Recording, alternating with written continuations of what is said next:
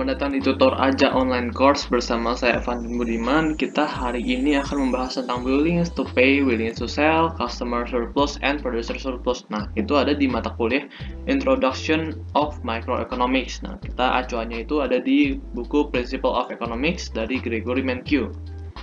Oke, willingness to pay, willingness to sell, customer surplus, dan producer surplus. Apa sih itu sebenarnya? Kita mulai dulu dari willingness to pay. Willingness to pay atau WTP itu adalah biaya maksimal yang dikeluarkan konsumen, yang di sini adalah individu, untuk membeli produk atau jasa yang ditawarkan. Tujuan mengetahui WTP adalah buat cari tahu nih, kira-kira biaya maksimal berapa yang mau dikeluarin masyarakat dan target konsumen untuk membeli produk dan jasa yang kita tawarin. Nah, oke, berapa harga yang Anda rela bayarkan untuk membeli sebuah baju? Ayo, berapa? Nah, kalau misalkan Anda menjawabnya seperti di kanan ini, ada A yang 100.000, B 200.000, C 300.000. Nah, itu kita simpulkan dengan 3 contoh ini aja. Terus kumpulan dari WTP individu ini membentuk garis demand. Nah, kita bisa lihat kurang lebihnya seperti ini gambarannya. Mereka membentuk sebuah garis demand. Nah, selain itu apa sih customer surplus? Atau disingkat dengan CS. Nah, itu adalah keuntungan biaya yang didapatkan konsumen ketika membeli produk dan jasa di bawah willingness to pay. Nah, makin pusing ya. Contohnya kayak gini.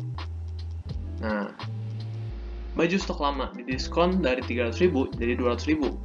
Nah, itu berarti si C yang awalnya mau beli dengan harga 300.000 bakal lebih senang lagi nih karena didiskon. Dia di 300.000 aja mau beli kok. Sekarang didiskon jadi 200.000. Nah, itu makanya si C itu akan dapat customer surplus sebesar 100.000. Nah, sedangkan si B yang tadinya nggak mau beli karena kemahalan, jadi mau beli.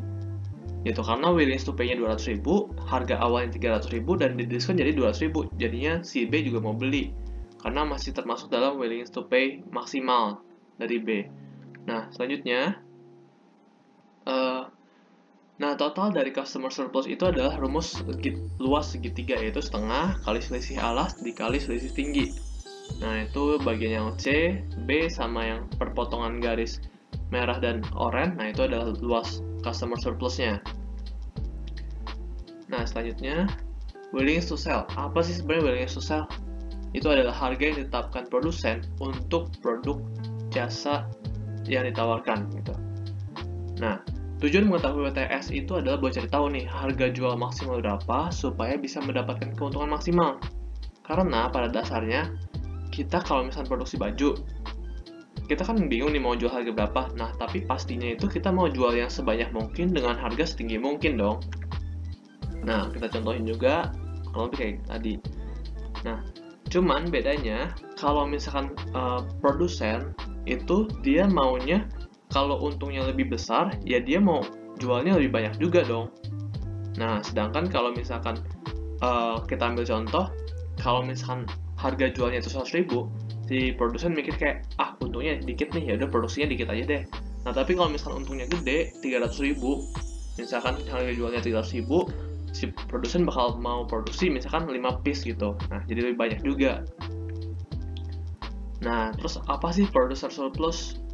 Atau PS disingkatnya, itu adalah keuntungan biaya yang didapatkan oleh produsen ketika konsumen membeli produk atau jasa di atas harga jual. Nah, kita anggap ada baju limited edition nih, lagi tren, dijual harga 100.000 jadi 200.000. Nah, kan jadi ada peningkatan harga juga. Nah, tapi ini juga peningkatan harga ini bisa juga disebabkan oleh hal lain, misalkan karena lagi ada demand yang meningkat dari masyarakat, atau misalkan lagi meningkatnya tren di industri baju. Misalkan nih contoh lainnya di industri kopi nih. Sekarang kan belakangan ini lagi banyak kan kopi-kopi kekinian yang Grab and Go gitu-gitu, tinggal Gojek, GoFood gitu-gitu. Nah, itu makanya harga kopi sekarang lagi naik nih karena demand-nya itu meningkat, permintaan dari masyarakat meningkat juga dan lagi ngetren juga di masyarakat. Nah, produsen mendapatkan keuntungan dari mana sih? Dari yang A, yang harusnya produsen dapat 100.000 jadi 200.000 apabila si A membeli baju limited edition ini, dan produsen itu bakal dapat producer surplus sebesar 100.000. Nah, sedangkan kalau B itu bakal tetap beli dengan harga 200.000. Tadi kan harganya 100.000, terus dinaikin lagi jadi 200.000. Nah, tapi si B ini willing to pay memang 200.000 gitu. Jadi tetap mau beli aja. Nah, selanjutnya rumusnya itu sama juga seperti customer surplus, rumus luas segitiga, yaitu setengah kali selisih alas kali selisih tinggi. Itu hasilnya itu total dari producer surplus. Nah, kalau misalnya total surplus itu apa sih? Nah, itu adalah keuntungan total yang didapatkan konsumen dan produsen pada titik equilibrium antara supply dan demand, atau demand dan supply. Nah, itu adalah titik equilibrium yang berpotongan di tengahnya. Nah, harga baju edisi terbaru dijual harga 200.000. Nah, total surplusnya itu customer surplus dan producer surplus ditambahin. Customer surplusnya 100.000, producer surplusnya 100.000, jadi totalnya itu 200.000 total surplusnya. Halo guys, nama gue Evan Perhubungan. Gue orang di balik voiceover kali ini. Nah, semoga materi-materi yang tadi yang udah gue kasih bisa bermanfaat buat kalian. Oh ya, jangan lupa subscribe dan nonton video-video berikutnya juga. Sampai jumpa di materi-materi berikutnya. Bye!